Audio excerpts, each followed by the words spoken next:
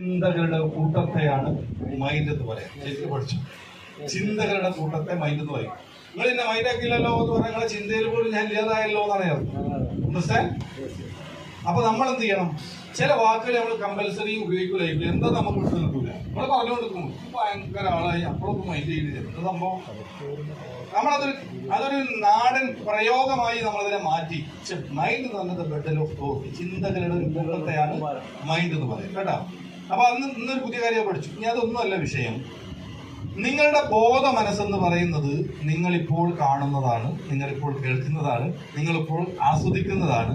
ഈ സാധനങ്ങളൊന്നും നിങ്ങളുടെ ജീവിതത്തിൽ എന്ത് ചെയ്യൂല, നിങ്ങളൊപ്പം നിൽക്കൂല. ഇതിൽ ഒരു 30% മാത്രമേ നിങ്ങൾക്ക് എന്ത് ചെയ്യുള്ളൂ, ആഫ്റ്റർ 1 വീക്ക് നിങ്ങൾ ഓർമ്മയിൽ ഉണ്ടാവുള്ളൂ. ചില ആൾക്കാർക്ക് 50 ആവും, ചില ആൾക്കാർക്ക് 60 ആവും. ഒരു മാസം കഴിയുമ്പോൾ 30 കുറയും, 10 ആവും, 5 ആവും, ഇങ്ങനെ കുറഞ്ഞുകൊണ്ടിരിക്കും കേട്ടോ. അപ്പൊ ഈ പ്രസന്റ് കണ്ടീഷൻ